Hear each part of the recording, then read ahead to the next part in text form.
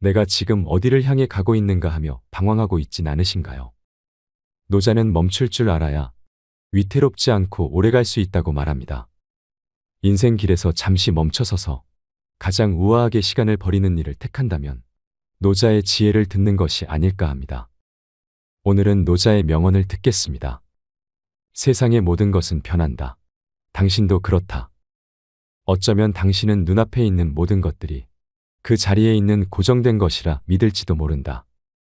하지만 피하기 어렵다고 믿고 있는 일들도 이윽고 사라지거나 변한다. 어떤 일이든 어떤 것이든 언제 어떻게 될지 알 수 없다. 이 세상 모든 것들은 열린 상태로 그곳에 있다. 세상 만물은 변하고 생겨났다가 사라지므로 그 불안정함을 두려워할 필요는 없다. 그러기는커녕 자신이 가능성으로 가득 차 있는 존재임을 이해한다면 까닭 모를 불안에서 벗어나게 되리라. 언어에 얽매이지 말고 언어로 얽매지도 마라. 어쩌면 당신은 이 세상 만물과 그 이름의 연결이 확고한 것이라 믿고 있을지도 모른다. 괜히 개를 뜻한다고 하면 그것을 당연하다 여기고 당신의 이름이 당신 자신을 뜻한다고 하면 그 또한 당연하다 여길 수도 있다. 그러나 언어의 의미는 늘 이쪽에서 생겨나 저쪽으로 사라진다. 언어는 항상 어찌 변할지 알 수 없는 열린 상태인 것이다. 우리는 이런 언어에 얽매여서도 안 되며 언어로 얽매도 안 된다. 두려워하지 말아라. 지금 무언가를 두려워하고 있다면 그건 그저 그 이름을 두려워하고 있는지도 모른다. 자신이 만들어낸 이름을 두려워하고 있을 뿐인지도 모른다. 이 사실을 이해한다면 까닭 모를 불안에서 벗어나게 되리라. 그저 살면 된다. 천지는 영원하다.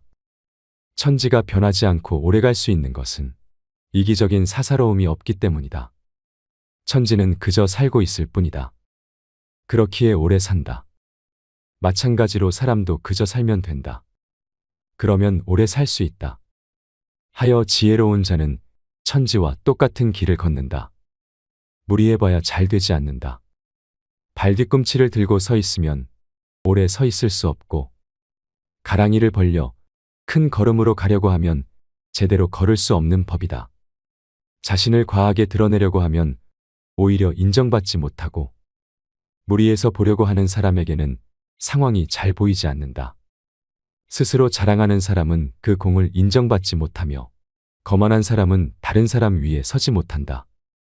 도의 관점에서는 이러한 행동을 식후의 대접이요 쓸데없는 참견이라 한다. 도를 체득한 사람은 이런 행위를 하지 않는다. 진정으로 바라는 사람은 바라지 않는다. 집착하지 않으면 잃지 않는다. 잘하려고 애쓰는 자는 실패하고 집착하는 자는 오히려 잃게 된다.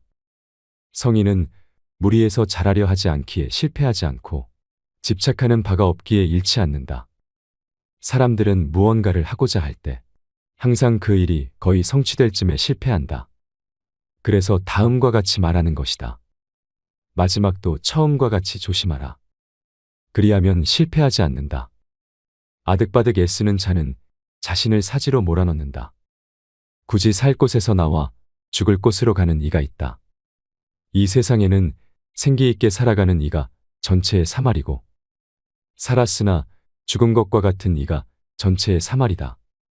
그렇게도 쌩쌩했건만 바쁘게 움직이다가 스스로 죽을 곳을 향해 가는 이가 또 전체의 사말이다.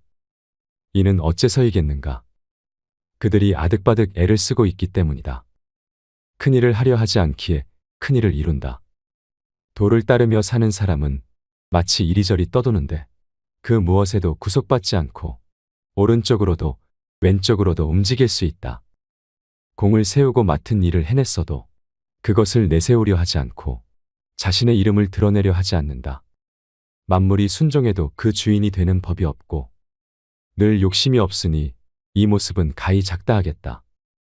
만물이 기이해도 그 주인 노릇을 하지 않으니 이 모습은 가히 크다 하겠다. 성인이 큰일을 이루는 것은 이런 이유에서다. 큰일을 하려 하지 않기에 큰일을 이룰 수 있다.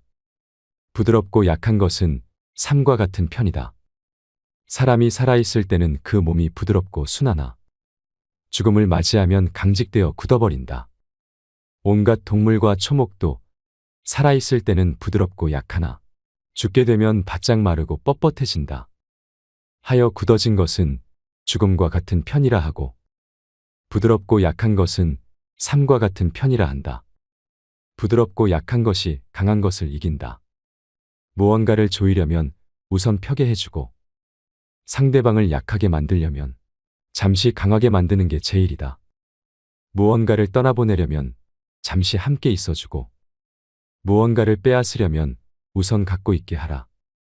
이것이야말로 한없는 지혜이자 부드럽고 약한 것이 강한 것을 이긴다는 이치다. 물고기가 연못에서 나와 살 수 없듯 이러한 도를 벗어나서는 나라를 다스릴 수 없다.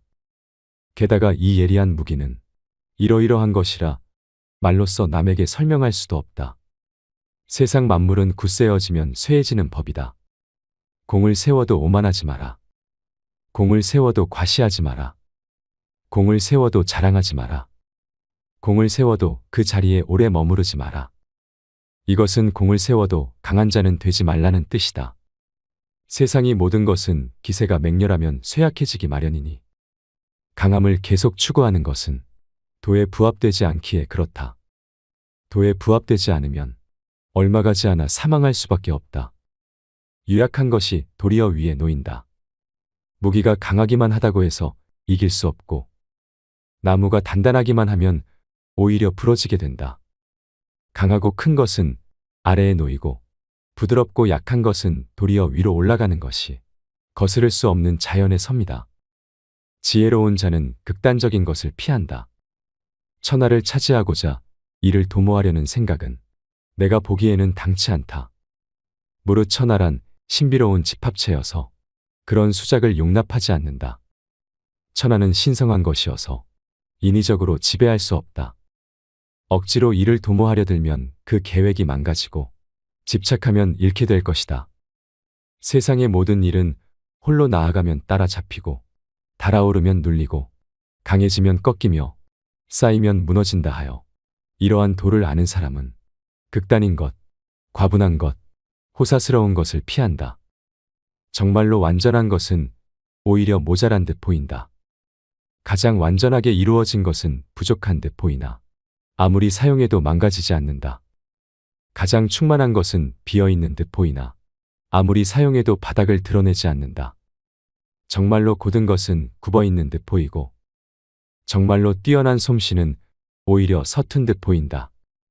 가장 정교한 것은 보기에는 둔탁하고 제일 탁월한 언변은 어눌한 것처럼 보인다. 정말로 거침없이 뻗어나간 것은 오히려 움츠러든 듯이 보이는 법이다. 냉정을 잃지 않고 세상을 이해한다. 세상을 볼 때는 쓸데없는 생각을 모두 버리고 그저 있는 그대로 허심탄회하게 받아들여야 한다. 이 태도를 극한까지 철저히 지킬 때 이를 일러 냉정을 잃지 않는다라고 말한다. 삼라만상은 세상의 근원에서 왕성하게 생겨나 제각기 뻗어나간다. 허심탄회하게 바라보면 이것이 근원으로 돌아가는 운동으로 보인다. 실제로 만물은 태어나서 활발하게 움직이다가 머지않아 각자 그 근원으로 돌아간다. 세상이 이러함을 이해하는 태도를 일러 냉정이라 한다. 너무 애지중지하면 호되게 잃는다. 명예와 신체 중 어느 것과 더 친한가? 신체와 재산 중 어느 쪽이 더 소중한가? 무언가를 손에 넣는 것과 손에서 놓는 것 중 어느 쪽이 더 마음에 고통을 주는가? 무엇이든 너무 애지중지하면 호되게 잃게 되고 지나치게 많이 모아두면 반드시 몽땅 도둑맞는다. 만족할 줄 알면 모욕 당하지 않고 그칠 줄 알면 위태롭지 않아 오래도록 평안할 수 있다. 대군을 이끄는 자는 경솔하고 성급해선 안 된다. 무거운 것과 가벼운 것을 하나로 내놓으면 무거운 것이 아래로 내려가 그 둘 사이에 뿌리 역할을 하고 조용한 자와 소란한 자가 함께 있으면 조용한 자가 뿌리가 되어 소란한 자의 군주가 된다. 무거움은 가벼움의 뿌리여 차분함은 조급함의 주인이다. 대군을 이끄는 자는 수많은 말을 듣더라도 예민하게 동요하지 말고 행동함에 있어 온종일 조용하고 묵직해야 한다. 한나라의 군주가 어찌 몸을 가벼이 움직일 수 있겠는가? 가벼우면 뿌리가 되지 못하고 조급하면 주인의 자리를 잃는다. 다투지 않는 덕으로 하늘과 짝을 이루다. 뛰어난 장수는 함부로 무예와 용맹함을 자랑하지 않고 싸움에 능한 사람은 성난 기색을 띠지 않는다. 싸워서 쉽게 승리하는 사람은 전면전을 하지 않고 남을 부리는데 능한 사람은 스스로 자신을 낮출 줄 안다. 이를 일컬어 다투지 않는 덕이라 하고 사람을 다루는 법이며 자연의 도리에 부합하는 것이라고 한다. 이것이 예로부터 내려오는 가장 뛰어난 사람의 모습이다. 마지못해 싸우는 쪽이 이긴다. 용병술에 관해 이런 말이 있다. 굳이 싸움의 주도권을 잡으려 하지 말고 부득이한 상황 속에서는 수비 자세를 취하라. 굳이 일보 나아가려 하지 말고 삼보 후퇴하라. 이는 행동했으나 행동으로 보이지 않고 팔을 걷어붙였으나 그 팔이 보이지 않으며 무기를 잡았으나 무기가 보이지 않고 적을 공격했으나 공격이 보이지 않게 하라는 것이다. 대적할 만한 적이 없다고 믿는 것보다 더 큰 우환은 없다. 적이 없다고 믿으면 보물을 잃을 수 있다. 그러므로 싸우려고 서로 맞버티고 있을 때는 부득이하게 마지못해 싸우는 쪽이 이긴다. 이롭고 해로움은 오직 하늘만이 안다. 위험을 무릅쓰고 용기를 내서 굳이 무언가를 하려고 들면 남을 죽이거나 내가 죽을 수도 있다. 하지만 위험을 무릅쓰고 용기를 내서 굳이 무언가를 하려고 들지 않으면 남을 살리거나 내가 살게 된다. 내가 보기에 이 둘은 어떤 경우에는 이롭고 또 어떤 경우에는 해롭다. 한데 과연 하늘은 어느 쪽을 싫어할지 그 누가 알 수 있겠는가. 어려운 일은 아직 쉬운 일일 때 시작하라. 행동할 때는 일체의 억지스러움을 없애고 일거리를 없애는 것을 일로 삼으며 맛이 없는 것을 참맛으로 삼는다. 작은 것을 크게 여기고 적은 것을 많게 여기며 어려운 일은 그것이 아직 쉬운 일일 듯 시작하고 큰 일은 그 일이 아직 작은 일일 때 해치워라. 천하의 어려운 일은 모두 쉬운 일에서 시작되고 천하의 큰 일은 모두 사소한 일에서 시작된다. 부드러운 것이 강하다. 물러설 줄 모르는 군대는 패하고 굽힐 줄 모르는 나무는 부러진다. 단단하고 뻣뻣한 것은 깨지고 부드럽고 유연한 것은 널리 퍼진다. 최고의 선은 물과 같아서 억지로 노력하지 않으면서 만물을 기른다. 물은 모든 이가 꺼리는 낮은 곳으로 흐른다. 그러므로 물은 도에 가깝다. 사물의 본성에 따라 살아라. 땅을 가까이 하여 살아라. 마음을 헤아릴 때는 마음 깊숙이 들어가라. 사람을 대할 때는 온화하고 친절하게 하라. 말한 바를 지켜라. 공평하게 다스려라. 거동함에 있어서는 때를 잘 살펴라. 본성에 따라 사는 사람은 사물의 이치에 맞서지 않는다. 언제나 해야 할 일의 진실을 알고 현재의 순간과 조화를 이룬다. 하늘 아래 만물은 신성한 그릇이어서 억지로 조정할 수가 없다. 억지로 조정하려고 하면 망칠 것이고 억지로 잡으려고 하면 잃을 것이다. 삶이 자연스럽게 펼쳐지게 내버려두라. 그것 역시 완전한 그릇임을 깨달아라. 마치 들숨과 날숨처럼 앞설 때가 있는가 하면 뒤따르는 때도 있고 움직일 때가 있는가 하면 물러서서 쉴 때도 있다. 기운이 넘치는 때가 있는가 하면 지쳐 쓰러질 때도 있고 반전할 때가 있는가 하면 위험에 빠질 때도 있다. 성인에게 모든 삶은 완전함으로 향하는 움직임이다. 그래서 성인은 지나친 것과 사치스러운 것, 그리고 극단적인 것을 피한다. 절대 불변의 도. 말할 수 있는 도는 영원한 도가 아니다. 도는 있기도 하고 없기도 하다. 이름 없는 것은 모든 것의 근원이고 이름 있는 것은 만물의 어머니이다. 욕심이 없으면 신비로움을 볼 수 있고 욕심이 있으면 눈에 보이는 것만 본다. 그 신비로움은 모든 이해로 향한 문이다. 화 속에 복이 깃들어 있다. 통치자가 자신을 알면 백성들은 순박해진다. 통치자가 백성들의 삶을 간섭하면 백성들은 안정되지 못하고 불안해진다. 화 속에 복이 깃들어 있고 복 속에 화가 숨어 있다. 누가 그 끝을 알겠는가? 옳음의 기준이 있는가?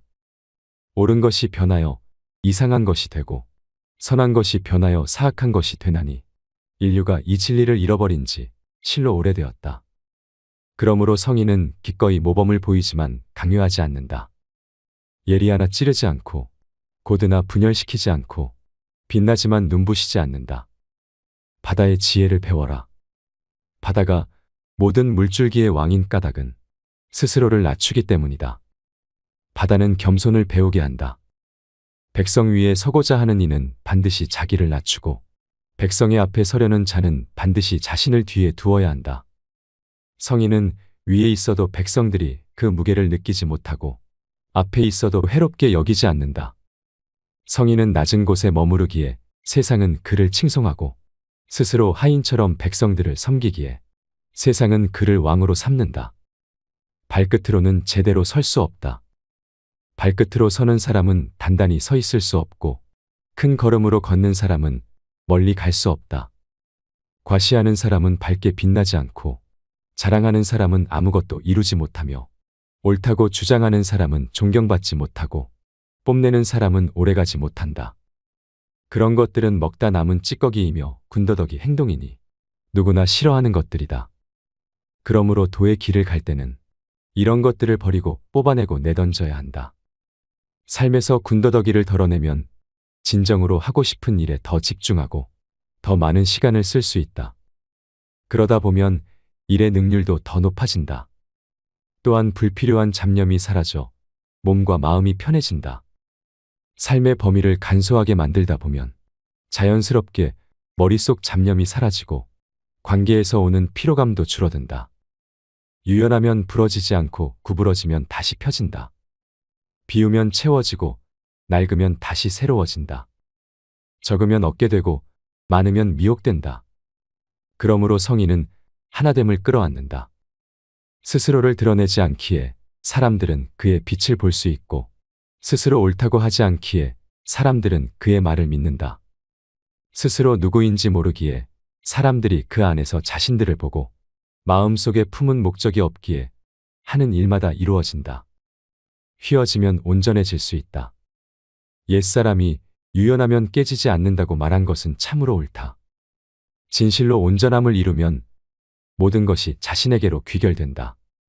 하나의 바퀴통에 30개의 바퀴살이 모이는데 그 가운데에 빈 구멍이 있으므로 수레에 쓸모가 생겨난다. 흙을 빚어 그릇을 만드는데 그 가운데에 빈 공간이 있으므로 그릇에 쓸모가 생겨난다. 문과 창을 뚫어 방을 만드는데 그곳이 비어 있으므로 방에 쓸모가 생겨난다. 있음의 유용함은 없음에 달려 있다. 가장 훌륭한 지도자는 사람들이 그가 존재한다는 사실만 겨우 아는 지도자다. 그 다음은 사람들이 사랑하고 칭찬하는 지도자다. 그 다음은 사람들이 두려워하는 지도자다. 가장 좋지 못한 지도자는 사람들이 경멸하고 무시하는 지도자다. 지도자가 사람들을 믿지 않으면 사람들 또한 지도자를 믿지 않는다. 훌륭한 지도자는 말을 적게 하고 함부로 말하지 않는다. 개인적인 욕심을 부리지 않고 일하며 일의 흔적을 남기지 않는다. 그래서 모든 일이 이루어졌을 때 사람들은 이 모두를 우리 스스로 해냈다라고 말한다. 세상 만물은 모두 상대적이다. 세상 모두가 아름다움을 아름다움으로 보는 것은 추함이 있기 때문이다. 착한 것을 착하다고 아는 것은 착하지 않음이 있기 때문이다. 있음과 없음은 서로를 만들어낸다. 어려움은 쉬움 속에서 태어난다. 긴 것은 짧은 것으로 인해 정해지고 높은 것은 낮은 것으로 인해 결정된다. 앞과 뒤는 서로 함께한다. 그래서 성인은 드러나는 이원성과 모순된 조화에 마음을 열고 산다. 성인은 노력하지 않음으로 행하고 말하지 않고 가르친다. 기르되 소유하지 않고 일하되 보답을 바라지 않으며 공을 이루어도 거기 머물려 하지 않는다. 오직 머물지 않기 때문에 그 공이 사라지지 않는다. 지위를 귀하게 떠받들면 경쟁이 생길 것이다. 재물을 중요하게 여기면 사람들은 도둑질을 할 것이다. 탐낼 만한 것을 보이지 않아야 백성들의 마음이 어지럽지 않다. 애쓰지 말아라. 성인이 다스릴 때는 백성의 마음과 가슴을 비우게 하고 그 욕망을 약하게 하며 뼈를 강하게 한다. 애쓰지 않음으로 행하라. 행함이 순수하고 자기가 사라지면 모든 것이 완전한 제자리를 찾는다. 도는 텅 비어 있다. 도는 비어 있지만 다함이 없고 끝없이 기쁘며 모든 것의 근원이다. 도 안에서 날카로운 경계는 무뎌지고 얽힌 매듭은 풀어진다. 태양은 구름에 가려 부드러워지고 티끌은 하나로 뭉치게 된다. 도는 보이지 않지만 언제나 존재한다. 자신을 버리면 성취를 얻을 수 있다. 하늘과 땅은 영원하다. 하늘과 땅이 영원할 수 있는 까닭은 스스로를 위해 살지 않기 때문이다. 이것이 하늘과 땅이 영원할 수 있는 비결이다. 성인도 마찬가지로 자신을 뒤에 세움으로써 결국 앞에 서고 자신을 돌보지 않기에 오히려 보호받는다. 다른 사람이 필요로 하는 것을 채워주면 당신이 필요한 것을 얻을 것이다. 자신을 버림으로써 성취를 이룬다. 넘치도록 가득 채우는 것보다 적당할 때 멈추는 것이 좋다. 칼을 너무 날카롭게 벼리면 쉽게 무뎌진다. 금과 옥으로 집을 가득 채우면 불안함이 밀려온다. 교만과 자만이 가득하면 자신을 벼랑에서 구해줄 이는 아무도 없다. 이를 다하였으면 물러나는 것이 바로 하늘의 길이다. 얻는 것도 잃는 것도 경계하라. 5가지 색은 사람의 눈을 멀게 한다. 5가지 음은 사람의 귀를 멀게 한다. 5가지 맛은 사람의 입맛을 잃게 한다. 얻기 힘든 재물을 위해 애쓰는 것은 성장을 가로막을 뿐이다. 성인은 눈으로 세상을 보지만 내면의 눈을 믿는다. 그는 만물이 오고 가도록 내버려둔다. 그는 드러나는 것이 아닌 내면의 것을 취한다. 칭찬을 들어도 욕을 들어도 모두 경계하라. 높은 자리는 사람을 상하게 한다. 왜 칭찬을 들어도 욕을 들어도 모두 경계하라는 것인가? 칭찬을 구하는 것은 격이 떨어지는 것이다. 그것을 얻어도 경계하고 그것을 잃어도 경계하라. 고요함에서 생명이 솟아오른다. 도를 행한 옛사람은 생각이 깊고 오묘해서 그들의 지혜는 깊이를 알 수가 없다. 깊이를 알 수 없으니 그들을 막연하게만 묘사할 수 있다. 신중하기를 겨울의 강을 건너듯이 하고 조심하기를 위험을 살피는 사람처럼 한다. 통나무처럼 소박하고 동굴처럼 텅 비어 있고 녹아내리는 얼음처럼 유연하고 흙탕물처럼 흐리다. 그러나 흐린 물도 고요하면 맑아지기 마련이고 그 고요함에서 생명이 솟아오른다. 도를 행하는 사람은 채우려고 하지 않는다. 채우려고 하지 않기 때문에 새싹처럼 남아있을 수 있고 빨리 무르익으려고 서두르지 않는다. 완전히 비워라. 마음을 고요하게 하라. 세상 일의 혼잡함 속에서 끝이 어떻게 다시 시작이 되는지 보라. 만물이 무성하게 뻗어나가는 것은 결국 근원으로 돌아가기 위함이다. 뿌리로 돌아감은 고요를 찾음이고 고요를 찾음은 제명을 사는 것이다. 제명을 사는 것은 언제나 한결같음이다. 한결같음을 아는 것을 통찰이라 한다. 이 순환을 알지 못하면 영원한 재앙에 이르게 된다. 한결같음을 알면 너그러워지고 너그러워지면 치우침이 없다. 치우침이 없는 것이야말로 최고의 고귀함이고 신성함이다. 신성해짐으로써 도와 하나가 될 것이다. 도와 하나가 되는 것은 영원함이다. 이것은 영원히 지속되어 육신이 다하는 날까지 위태롭지 않다. 큰 도는 마음에서 우러나는 것이다. 큰 도가 있을 때 행동은 그 마음으로부터 나오고 큰 도가 없을 때 행동은 인의로부터 나온다. 가족관계가 조화롭지 못하면 효도나 자애가 나서는 것이고 나라가 어지러워지면 충신이 나타나고 애국심이 생기게 된다. 성스러움을 끊고 지혜로움을 버려라. 그러면 모든 사람에게 100배는 이로울 것이다. 인과 의를 버려라. 사람들이 저절로 효성과 자의를 되찾을 것이다. 기교와 이익을 끊어버려라. 도둑이 사라질 것이다. 이 모두는 그저 껍데기일 뿐 그것만으로는 충분하지 않다. 그러므로 간소함을 보고 진정한 본성을 깨달아라. 자연은 별말이 없다. 나는 내 내면을 들여다보고 내 안에 무엇이 있는지를 본다. 별말이 없는 것, 그것이 자연이다. 매서운 바람도 아침 내내 불지 않는다. 억수 같은 비도 하루 종일 내리지 않는다. 누가 이를 행하는가? 바로 하늘과 땅이다. 매서운 바람, 억수 같은 비는 과장되고 강요되어 있다. 이것이 바로 오래 지속되지 못하는 까닭이다.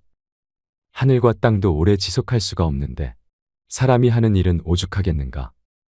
도를 따르는 사람은 도와 하나가 되고 덕을 따르는 사람은 덕과 하나가 된다. 도와 덕에서 멀어진 사람은 실패와 하나가 된다.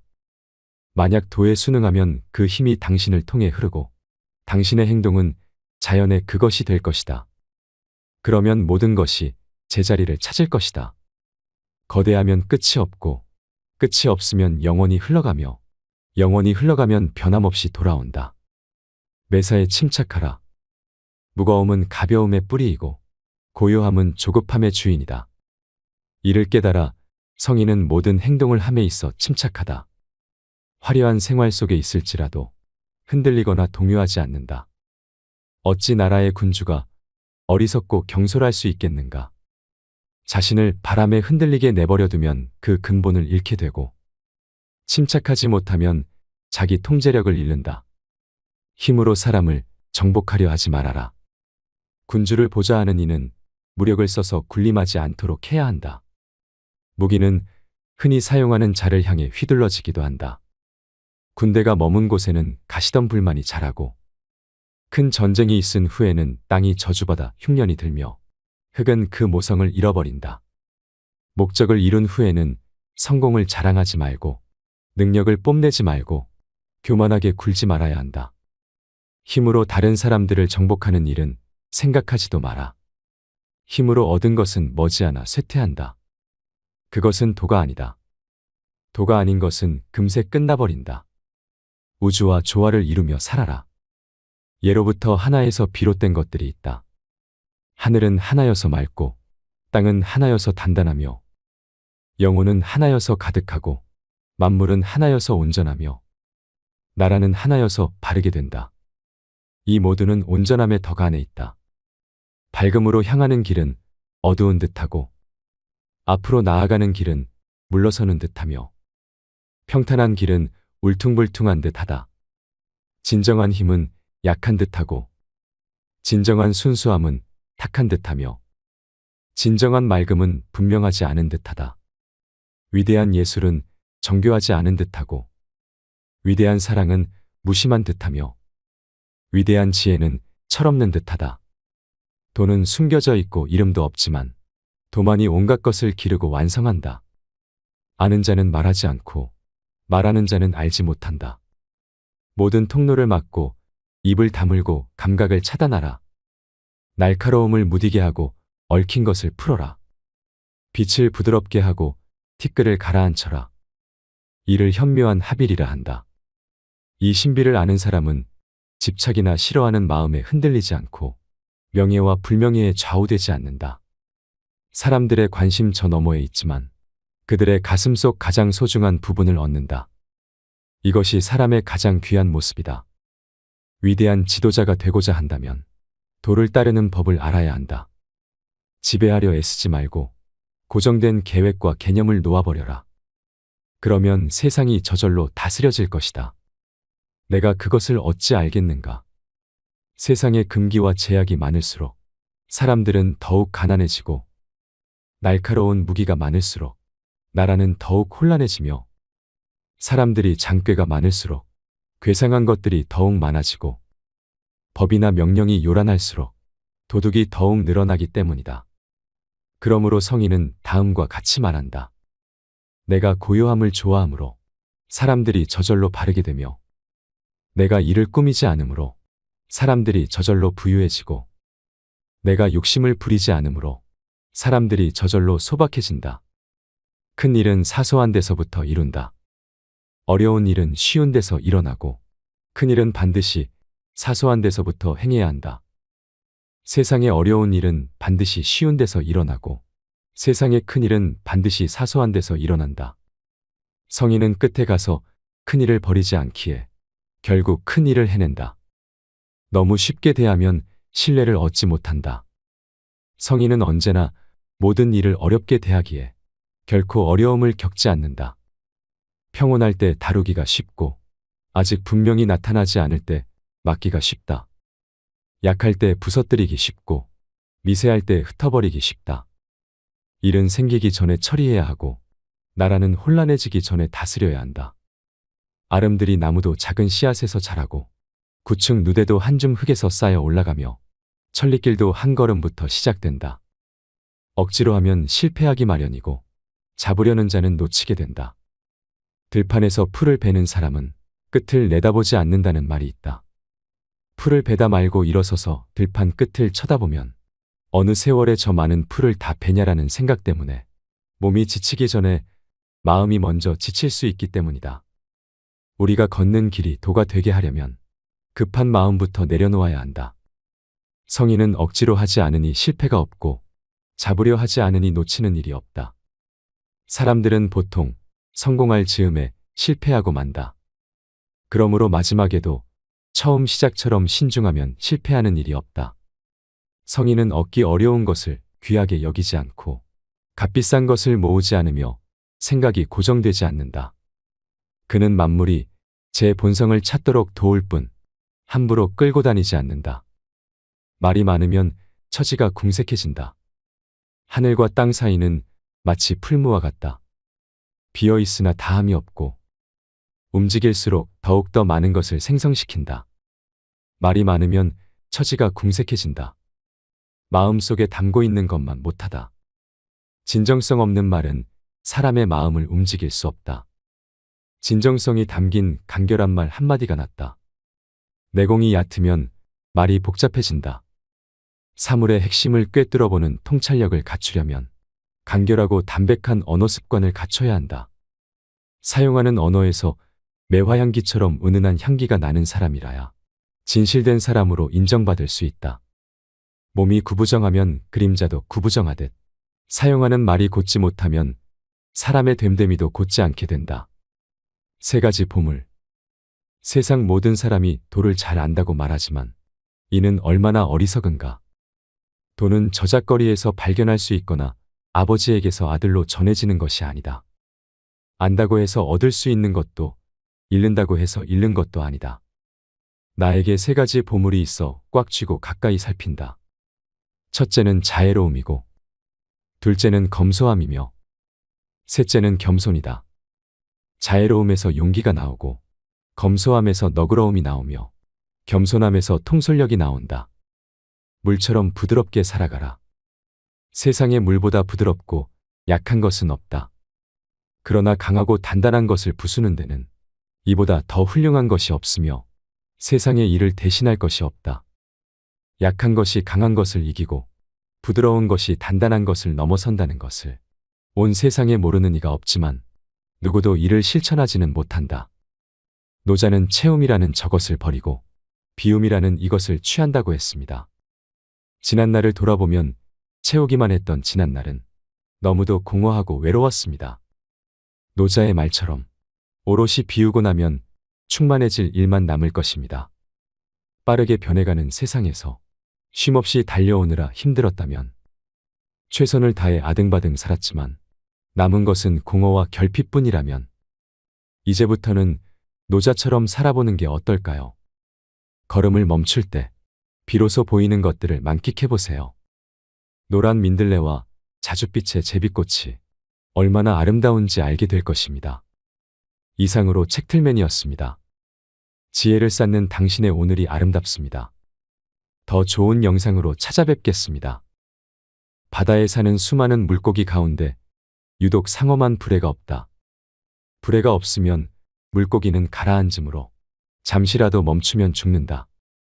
그래서 상어는 태어나면서부터 가라앉지 않으려고 끊임없이 지느러미를 휘저을 수밖에 없다. 바다동물 중 가장 힘이 센 강자가 된 이유다. 잘 산다는 게 무엇일까요? 삶에는 무수히 많은 사연이 담겨져 있습니다.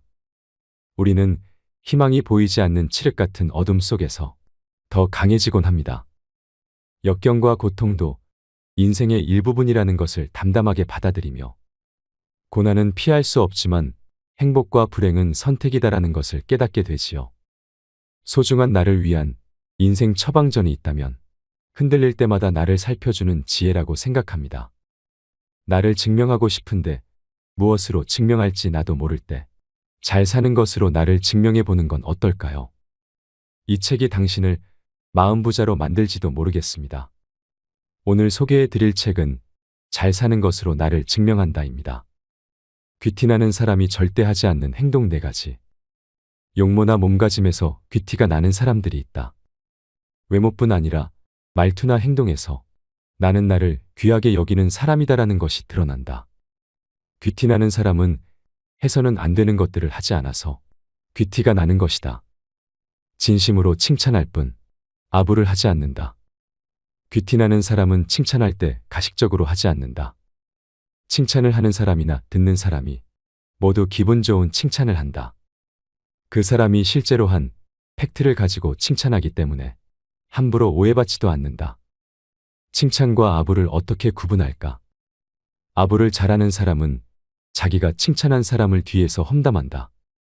그런 모습에서 칭찬이 가식적임을 알 수 있고 그 사람의 이중적인 모습을 볼 수 있다.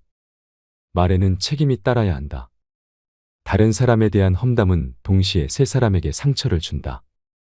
한 사람은 험담을 듣는 당사자이고 또 한 사람은 맞장구 치는 사람이며 가장 심하게 상처를 입는 사람은 험담을 입에 담아 누군가를 비난하는 바로 그 자신이다.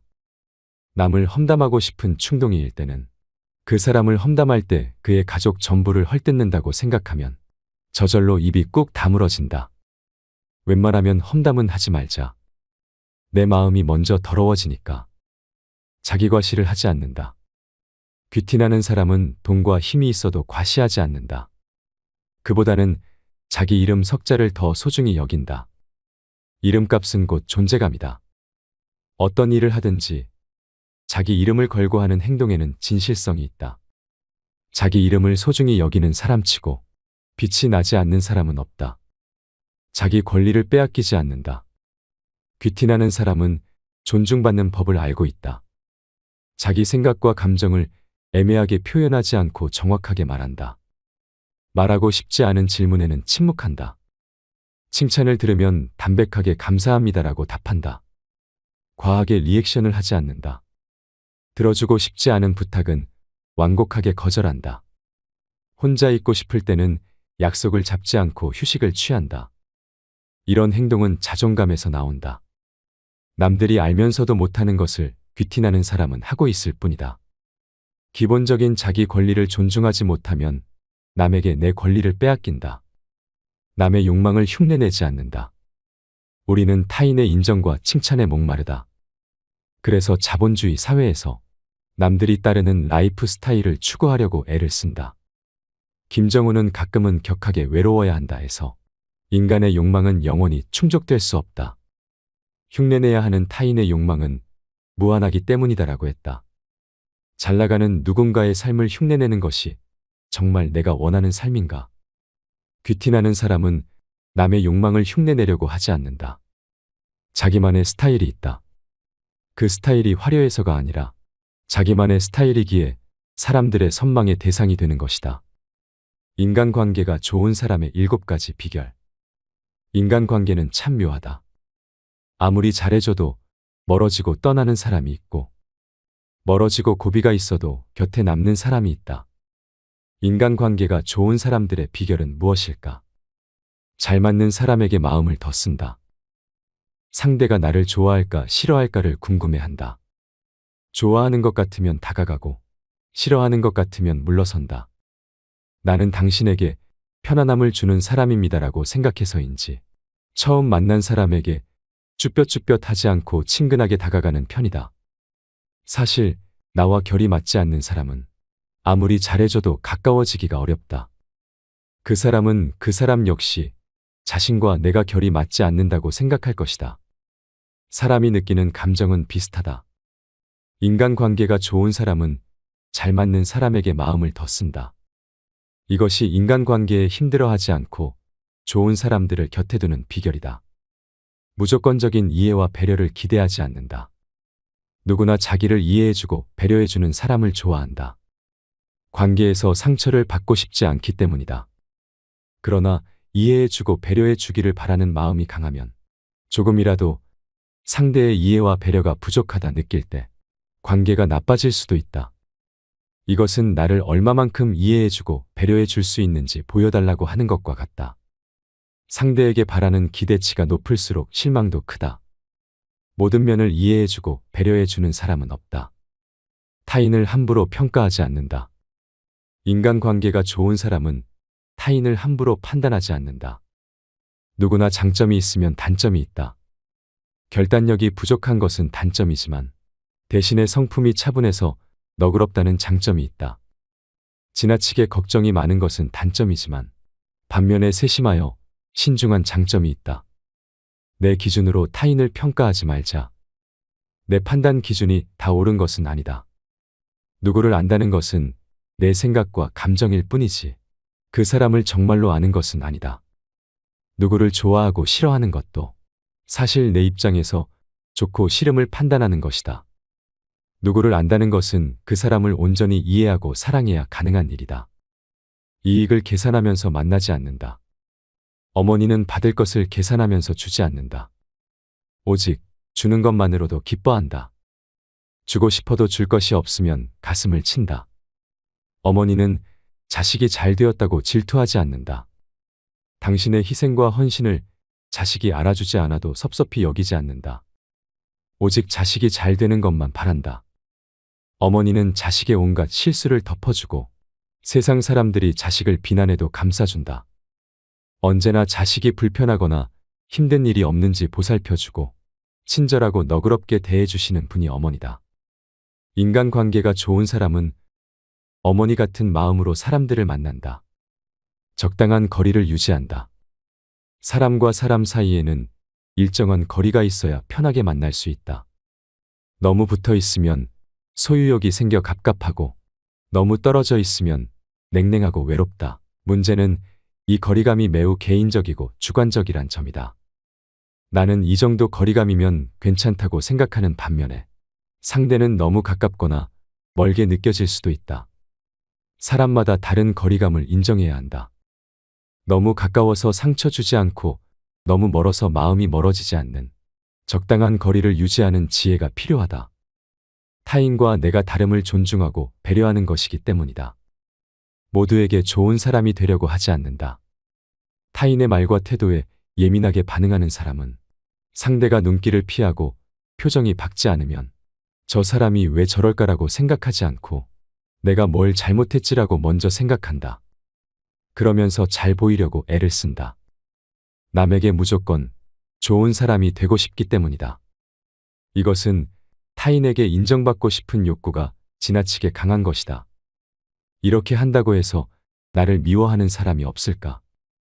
내가 싫어하는 사람이 있는 것처럼 남들이 나를 싫어할 수도 있다. 만약 남들이 나를 다 좋아한다면 정말 좋을까? 어쩌면 나를 다 좋아하는 게 너무 싫다고 하지 않을까?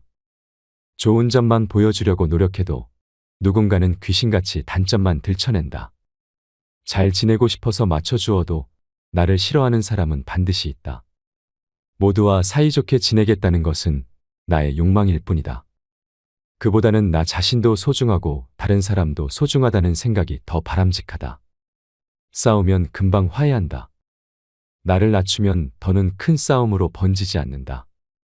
자존심을 못 버리고 옳고 그름을 따지기 시작하니까 싸움이 되는 것이다.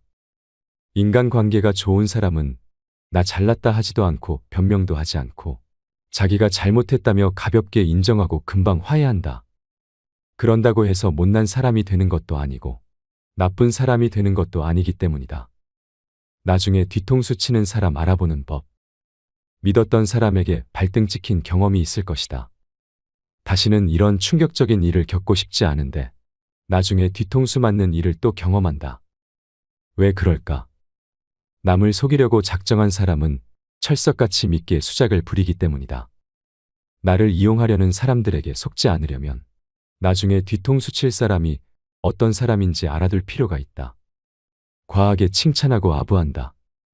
김웅은 검산해전에서 양념과 아부는 비슷하다. 한번 넣기 시작하면 점점 더 많이 들어간다라고 했다. 칭찬과 아부도 비슷하다. 한번 칭찬과 아부의 맛을 들이면 과하게 해줘야 만족한다. 뒤통수 치는 사람은 반드시 과하게 칭찬하고 과하게 아부한다. 칭찬과 아부로 굳게 다친 마음의 빗장을 연 다음 미처 대비하지 못한 틈을 타서 뒤통수를 치고 빠진다. 그러니 과한 칭찬이나 아부를 하는 사람은 경계하자. 소설가 김훈의 말을 새겨 들으면 뒤통수 맞을 일이 없다. 사람들이 작당해서 나를 욕할 때 나는 이렇게 생각했다. 내 놈들이 나를 욕한다고 해서 내가 훼손되는 게 아니고 나를 칭찬한다고 해서 내가 거룩해지는 것도 아닌 거다. 그러니까 너희들 맘대로 해봐라. 너희들에 의해서 훼손되거나 거룩해지는 일 없이 나는 나의 삶을 살겠다. 이익 앞에서 돌변한다. 누구나 자신의 이익이 우선이다. 이해관계를 따져보고 관계를 맺는 것이 나쁜 것은 아니다. 그러나 매사에 자기에게 이익이 될 때와 안 될 때를 구분하여 상대를 대하는 태도가 확연하게 다른 사람은 주의해야 한다. 자기 이익만 챙기려는 사람은 탐욕에 눈이 멀 가능성이 크다. 이익이 있을 것 같으면 입안에 혀처럼 굴다가 자기가 조금이라도 손해볼 것 같으면 태도가 180도 바뀐다. 뭐 한 가지라도 해주고 나서는 자기가 해준 것만큼 왜 안 해주냐고 서운해하는 사람. 계산하면서 기대한 만큼 받지 못하면 관계가 서먹해지는 사람은 나중에 뒤통수를 칠 가능성이 크다. 단기간에 급속히 친해진 사람. 좋은 관계는 서로 신뢰를 쌓아가는 것이다. 그런데 신뢰를 쌓기도 전에 서두르거나 조급해하는 사람들이 있다. 서로 잘 맞아서 빠르게 친해지는 경우도 있지만 상대가 바라는 이익이 있어서 단시간에 급속히 친해지고 거리가 좁혀졌는지 주의 깊게 살펴야 한다. 인간관계에는 적정한 선이 있고 그것을 지켜야 신뢰가 쌓인다. 상대가 넘지 말아야 할 선을 침범하면서 문제에 휘말리기 시작한다면 뒤통수를 칠 가능성이 크다. 같이 합의해 놓고 나중에 다르게 말한다. 일할 때 중요한 결정을 내려야 하는 순간이 있다. 이때 알아서 하라고 한 사람이 나중에 딴 말하는 경우가 종종 있다. 비즈니스를 할 때는 계약서를 쓰지만 사적인 일에서는 구두로 약속하는 일이 많아서 이런 일이 자주 발생한다. 나중에 뒤통수 치는 사람은 이 점을 악용하여 자기 이익을 챙기려고 하니 주의해야 한다. 거짓말을 밥 먹듯이 한다. 거짓말을 안 하는 사람이 있을까? 선의의 거짓말도 거짓말이다. 힘들어도 힘들지 않다고 하고 괜찮지 않아도 괜찮다고 하는 선의의 거짓말. 그러나 나쁜 거짓말에는 문제가 있다. 작은 거짓말을 하다 보면 계속 거짓말이 필요해서 상대를 속이는 더 많은 거짓말을 반복하는 것이다. 이것이 나쁜 거짓말의 실체다. 여기에 사악한 마음이 끼어들면 사기가 되는 것이다. 사기꾼은 자기의 거짓말을 감추기 위해 더 많은 거짓말을 한다. 상대의 거짓이 밝혀지기 전에 어떻게 거짓말인지 알 수 있을까? 자기 합리화가 심하고 거짓말이지라고 떠볼 때 언성을 높이고 화를 낸다면 거짓말을 하는 것이다. 뒤통수 치는 사람은 남한테 피해를 주고도 죄책감이 없다. 오히려 자랑스럽게 떠벌리고 다니기도 한다. 아무리 친해도 절대로 하면 안 되는 네 가지. 가족이나 친구, 친한 선후배나 동료는 편해서 말이나 행동을 조심하지 않고 실수하기 쉽다. 가까운 사이니까 뭐든 이해해 줄 거야라고 생각하기 때문에 상대에게 불쾌감을 주고도 잘 모른다. 친구도 남이 되는 건 한순간이다. 아무리 친해도 절대로 하면 안 되는 것을 살펴보자. 신세 타령을 하지 않는다. 가까운 사람들끼리는 속 깊은 이야기도 한다. 그러나 만날 때마다 매번 힘들다, 괴롭다면서 자기 신세 타령을 한다면 가슴속에 쌓인 것들을 내뱉고 나면 속은 후련하겠지만 매번 똑같은 얘기를 듣는 사람 입장에서는 피곤할 수밖에 없다. 한두 번은 투정을 받아주고 위로의 말을 건네줄 수는 있어도 계속되면 얼굴을 마주하기조차 싫어진다. 너만 힘드냐? 나도 힘들다는 식으로 말할 수도 없고 내 문제는 내가 알아서 좀 해라라고 말할 수도 없고 어처구니 없는 것은 신세 타령은 그만 좀 하라는 눈치를 주면 자기를 존중하지 않는다면서 야박하게 군다고 한다. 자기를 위로해 주지 않고 감싸주지 않으면 우리 사이가 이 정도밖에 안 되냐라며 서운해한다. 스스로 해결해 나갈 문제이니 지켜보는 사람 입장에서는 안타까운 마음뿐인데 자기 마음을 몰라준다는 식이다. 아무리 친해도 자잘한 신세 타령은 정도껏 해야 한다. 자주 불평하지 않는다. 성공학의 전문가인 루홀츠는 당신이 불평을 늘어놓은 상대방의 80%는 당신의 불평을 해결해 주기는커녕 전혀 관심도 없을 것이다. 그리고 나머지 20%는 당신에게 문제가 있다는 것을 알고 오히려 기뻐할 것이다 라고 했다. 이 말은 불평은 100% 도움이 되지 않는다는 것이다. 아무리 친한 사람이라도 불평만 늘어놓는 사람은 좋아하지 않는다. 자주 불평하면 늘 불평을 들어주는 사람은 이 사람은 나를 적당히 대하고 있구나, 좋아하지 않는구나, 온 힘을 다해 좋아하는 내 마음을 가볍게 여기는구나라고 생각할 수 있다. 남들 앞에서 하는 불평은 입만 아프고 관계에 아무런 도움도 되지 않는다. 오히려 독이 되면 모를까. 정서적 협박을 하지 않는다. 친구가 부탁을 안 들어주면 이런 간단한 부탁 하나 안 들어주면서 친구는 무슨 하면서 섭섭함을 토로한다. 이런 것이 정서적 협박이다. 가까운 사이니까 꼭 부탁을 들어줘야 하는 건 아닌데 말이다. 이렇게 친하다는 이유로 당연히 책임감을 요구하고 그것이 여의치 않으면 죄책감을 느끼게 말했는지 돌아보자. 관계의 경계선을 침범할수록 서로 멀어질 수밖에 없다. 정서적 협박으로 원하는 것을 얻어낸다고 해도 상대방은 진심으로 해주는 것이 아니라 관계가 깨질까봐 불안하여 들어주는 것이다. 책임감에도 적정한 선이 있다. 내가 하기 싫은 일을 남에게 떠넘기지 않는다. 대학에 혈구지도란 말이 나온다. 자기를 척도로 삼아 남을 생각하고 살펴서 바른 길로 향하게 하라라는 뜻이다. 이 말은 윗사람에게 싫다고 느꼈던 것을 아랫사람에게 시키지 않으며 아랫사람에게서 싫다고 느꼈던 것을 가지고 윗사람을 섬기지 않으며 앞사람에게서 싫다고 느꼈던 것을 가지고 뒷사람을 이끌지 않으며 뒷사람에게서 싫다고 느꼈던 것을 가지고 앞사람을 따라하지 않으며 오른쪽 사람에게서 싫다고 느꼈던 것을 왼쪽 사람에게 건네지 않는다는 의미다. 내가 귀찮은 일은 다른 사람에게도 귀찮은 일이다. 내가 하기 싫은 일을 다른 사람에게 떠넘기지 말자. 당장 효과 보는 걱정 끄기의 기술. 우울하면 과거에 사는 거고, 불안하면 미래에 사는 거고, 편안하면 지금을 사는 것이다라는 말이 있다. 매일 걱정에 휩싸여 사는 사람은 마음이 편하지 않다. 불안하고 현실이 팍팍하고 관계가 불편하고 잠도 제대로 못 잔다. 지금 이 순간을 산다. 걱정하다라는 말에는 목 졸라 죽인다라는 의미가 있다.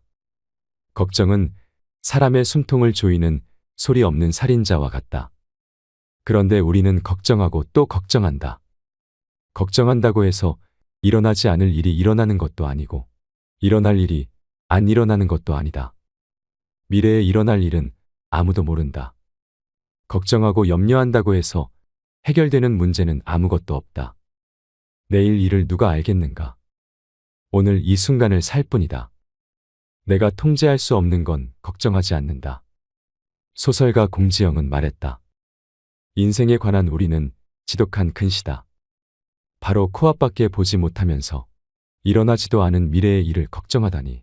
물론 걱정은 어쩌면 일어날 수도 있는 일을 미리 대비하는 데 도움이 된다. 하지만 늘 지나치게 걱정하니까 문제가 되는 것이다. 걱정해서 되는 일은 없다. 밤낮으로 걱정해도 안 되는 일은 안 된다. 내가 통제할 수 없는 건 걱정하지 않는 편이 낫다. 내가 통제할 수 있는 일이라면 걱정하기 전에 일찌감치 내가 했을 테니까 감당할 수 있는 만큼만 감당하면서 살면 된다. 시간 단위를 줄여서 생각한다. 걱정하면 나쁜 점이 많은데 가장 나쁜 점은 두려움을 더 크게 상상하게 만든다는 것이다. 만약 다음 달에 매일 월세를 구하기 힘든 상황이면 걱정부터 앞선다. 이럴 때는 간이 쪼그라들 정도로 다음 달 월세 하며 온 신경이 마련해야 할 월세에 집중된다. 월세를 못 낼 형편이면 집주인에게 사정을 얘기하고 한 달 연기해 달라고 부탁할 수도 있다. 보증금에서 한 달 월세를 공제할 수도 있다. 그런데 미리 다음 달 월세 걱정을 하면 일이 손에 잡히지 않는다. 어떻게 하지 하며 발을 동동 구르며 고민할 시간에 뭐라도 하는 게 중요하다. 일단 해보면 앞으로 뭘 해야 하는지도 저절로 알게 된다. 아직 일어나지도 않은 다음 달 일을 미리 걱정하기보다는 당장 오늘 할 일을 해보자. 오늘 할 일도 손에 잡히지 않는다면 당장 30분 안에 처리할 일을 해보자. 이렇게 시간 단위를 줄여서 일하다 보면 다음 달 월세에 대해서는 까맣게 있게 된다. 그리고 어떡하든 마련할 수 있겠지라는 결론을 얻게 된다. 한 번에 하나씩 바로 앞에 일만 하다 보면 견딜 수 있고 걱정했던 일도 충분히 해결할 방도를 찾을 수 있다. 소소한 행복을 느낀다. 누구에게나 고민거리가 있다. 고민에 빠져 있어도 순간의 행복은 있다. 매일 선물처럼 주어지는 시간, 사랑하는 사람의 순수한 웃음, 커피와 달콤한 빵, 음악에 맞춰 신나게 추는 춤, 이미 넘치게 가지고 있는 행복. 고민하느라 그 행복을 알아차리지 못할 뿐이다. 이 소소한 행복을 느끼면 마음이 평온해진다. 나이 들수록 아름다워지는 사람의 특징.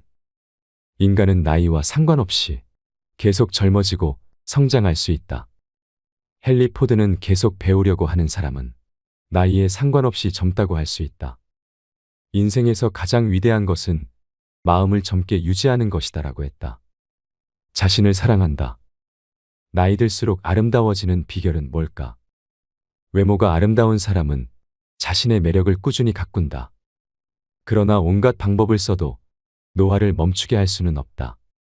아름다워지는 사람에게는 더 근본적인 비결이 있다. 세상에 하나밖에 없는 특별한 자신을 사랑하기 때문이다.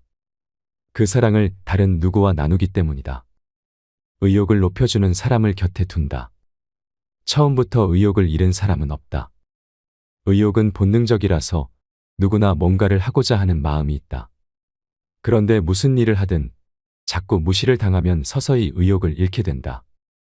마음은 섬세하기에 나이 들수록 아름다워지는 사람은 의욕을 소중하게 여긴다. 그래서 자기 의욕을 꺾는 사람들을 멀리하고 의욕을 높여주는 사람들과 교제하고 싶어 한다. 충고, 비판을 하지 않는다. 나이 들수록 아름다운 사람은 감정 표현을 잘한다. 괜히 툴툴거리고 짜증을 내고 참았던 화를 한순간에 터뜨리지 않는다. 내가 지금 느끼고 있는 감정을 과하지도 않고 빼지도 않고 있는 그대로 표현한다.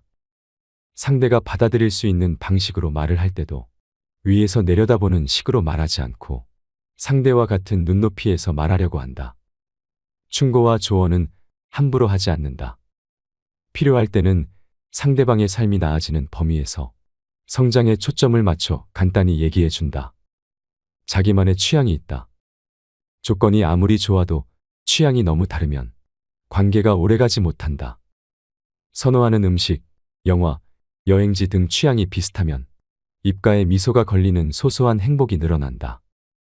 50에는 어떤 취향, 어떤 분위기를 가진 사람이 되고 싶은가?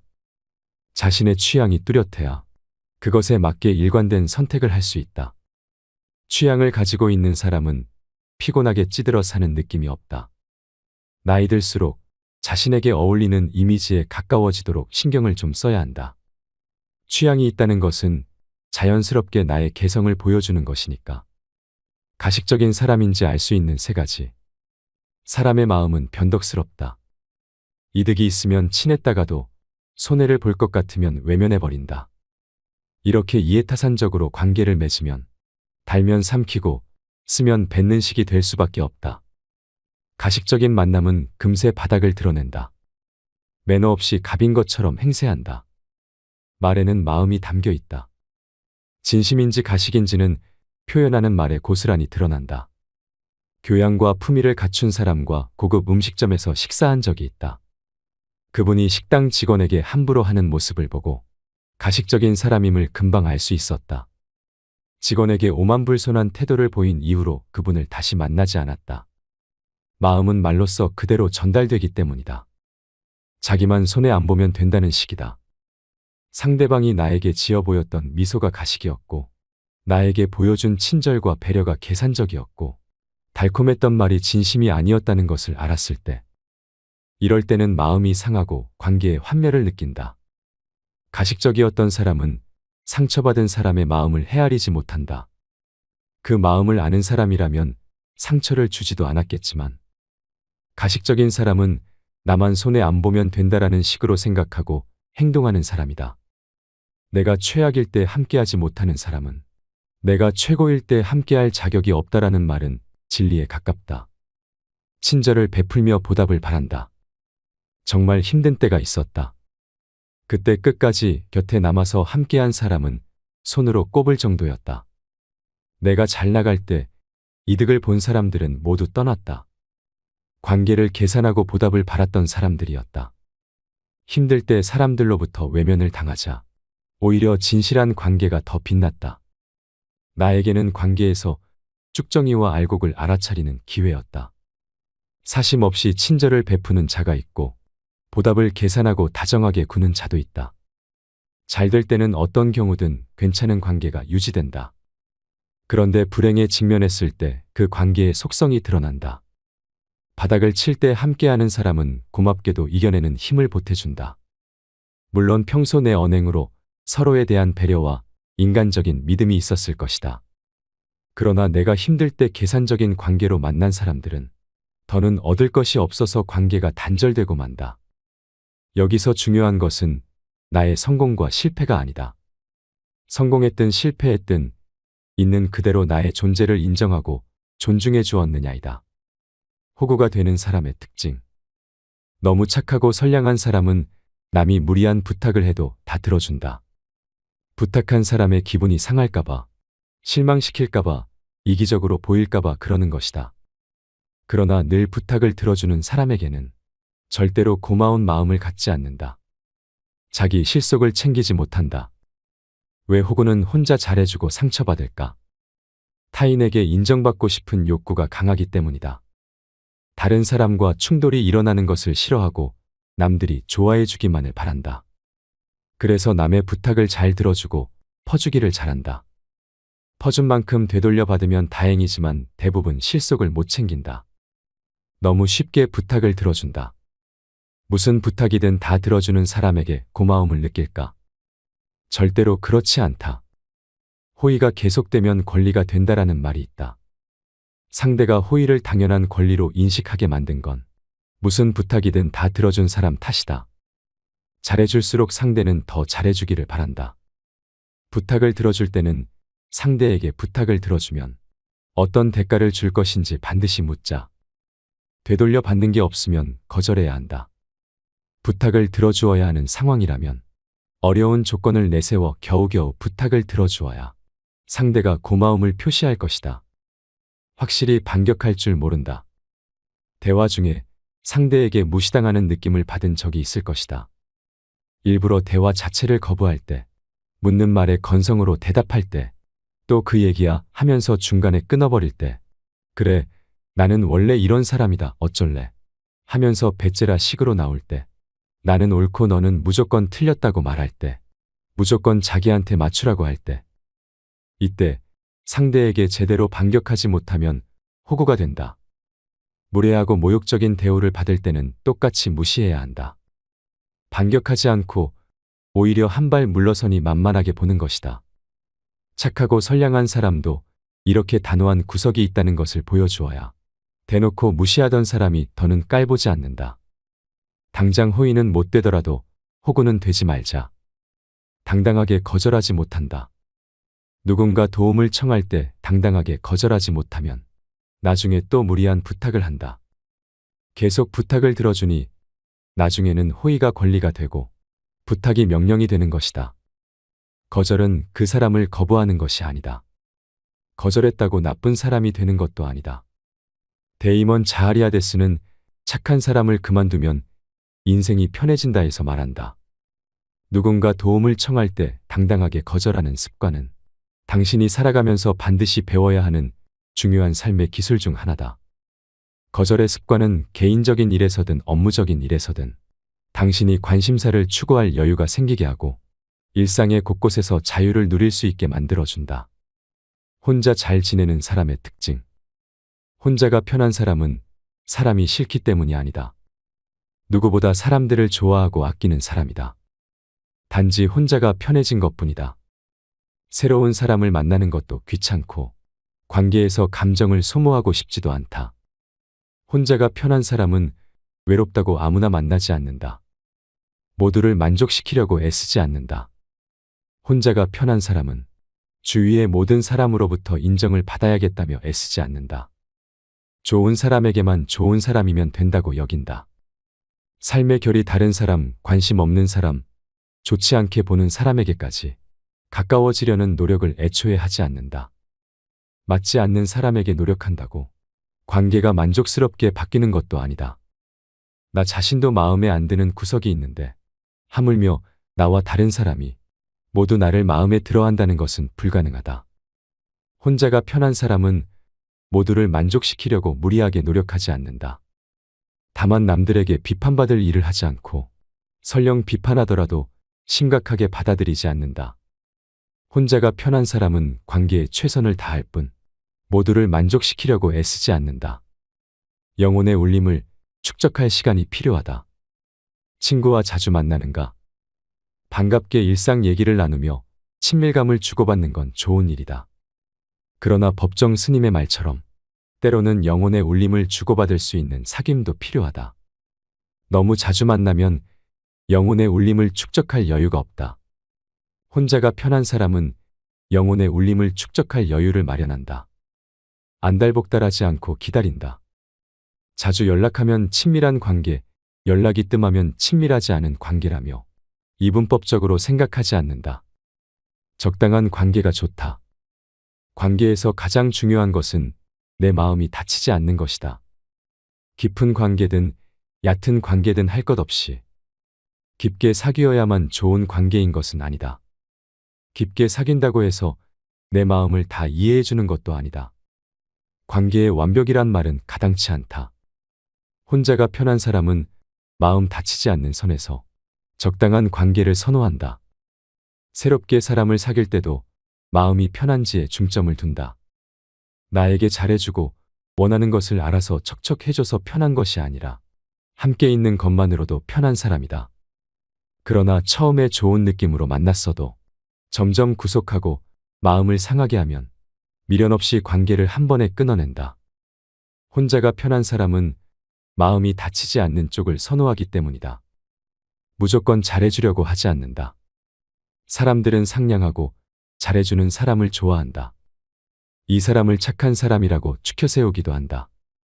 그러나 좋은 사람과 좋은 사람으로 보이고 싶어 하는 사람은 다르다. 혼자가 편한 사람은 좋은 사람으로 보이고 싶어 하는 사람과 거리를 둔다. 남에게 무리해서 친절한 사람일수록 불안감을 숨기고 있기 때문이다. 남에게 상냥하고 잘해주려면 상대의 생각을 잘 살펴야 하고 말 한마디, 행동 하나에도 주의를 기울여야 한다. 그러니 타인 앞에서 늘 불안할 수밖에 없다. 또한 자기 감정을 숨기려고 하니 얼마나 피곤할까. 타인은 잘 돌보면서 정작 자신은 돌보지 않는 사람의 마음이 과연 건강할까. 또한 남에게 무조건 잘해준다고 해서 그것을 모든 사람이 알아주는 것도 아니다. 상대에게 잘해주기 위해 내가 무리해서는 안 된다. 의무감으로 해주는 것과 진심으로 좋아해서 해주는 것은 다르다. 혼자가 편한 사람은 누구에게나 잘해주려고 하지 않는다. 설령 잘 못해줘서 관계가 깨진들 달라지는 것도 없다. 나에게 좋은 사람으로 살면 된다. 다름을 인정한다. 사람들이 관계에서 상처를 받는 이유는 타인이 모두 내 마음 같기를 바라기 때문이다. 그런 바람을 내려놓지 않는다면 관계에서 계속 상처를 받을 것이다. 세상에 내 마음 같은 사람은 아무리 눈 씻고 찾아봐도 없다. 혼자가 편한 사람은 세상에 내 마음 같은 사람은 없다는 것을 잘 안다. 내 마음과 다름을 인정하기에 상처받지도 않는다. 자신을 잘 돌본다. 바닥을 칠 때가 있었다. 그때 친한 사람들이 나를 포기하는 것보다 내가 나를 포기할까 봐 더 두려웠다. 내가 나를 애정하고 잘 돌볼 수 있다면 혼자 있어도 외롭지 않겠구나 이런 생각이 들었다. 혼자 있어도 편하게 지내는 사람은 스스로 잘 챙기고 보살핀다.